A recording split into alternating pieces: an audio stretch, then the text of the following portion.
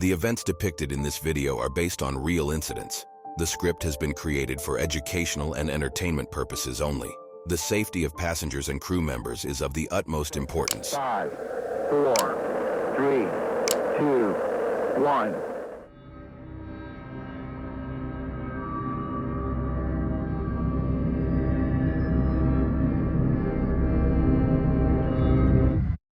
Welcome back to another episode of Air Crash Chronicles, where we unravel the mysteries behind the world's most devastating aviation disasters. Today, we dive into the tragic event of Sriwijaya Air Flight 182, a flight that left the aviation industry in shock.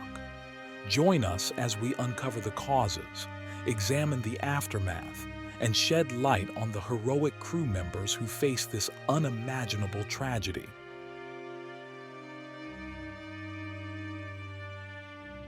On the 9th of January, 2021, Sriwijaya Air Flight 182, a Boeing 737-500, took off from Jakarta, Indonesia, bound for Pontianak. But little did the passengers and crew know that this routine flight would soon turn into a nightmare.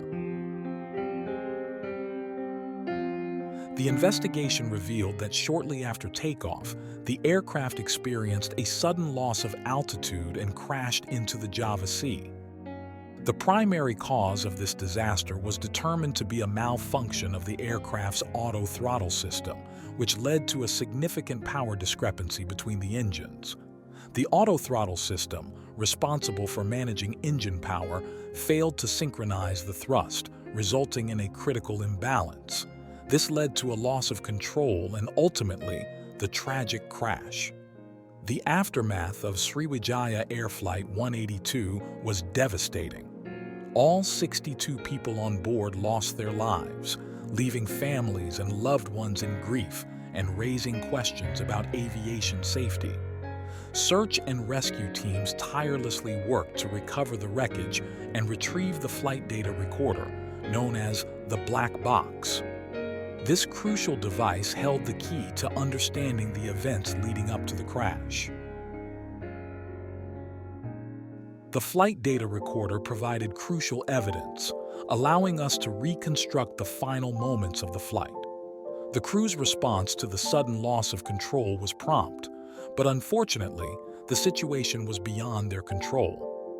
The crew members on board Sriwijaya Air Flight 182 displayed remarkable professionalism in the face of an unprecedented challenge. They fought bravely to regain control of the aircraft, but sadly, it was a battle they couldn't win.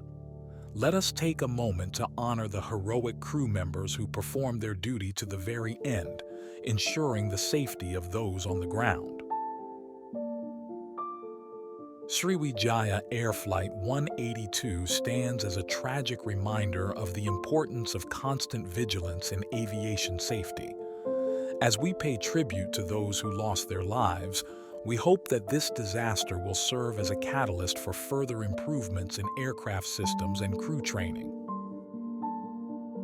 On November 10, 2022, the final report regarding the Sriwijaya Air Flight 182 crash was published, shedding light on the causes and aftermath of the tragic event. The report concluded that the crash resulted from an asymmetrical thrust setting caused by a faulty auto-throttle system. The crew's thrust split monitor, CTSM, a critical feature responsible for deactivating the auto-throttle, failed to function properly due to signal interference from the aircraft's spoilers. This led to an increase in thrust asymmetry, causing the aircraft to turn left instead of right and eventually enter an upset condition. The pilot's lack of upset and recovery training contributed to their inability to prevent and recover from this dangerous situation.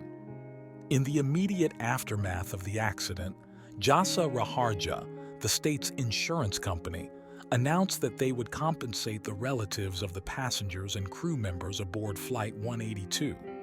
Each next of kin of the deceased would receive Rp 50 million, $3,530 US. Additionally, the Ministry of Social Affairs pledged to provide Rp 15 million, $1,060 to each victim's family as compensation.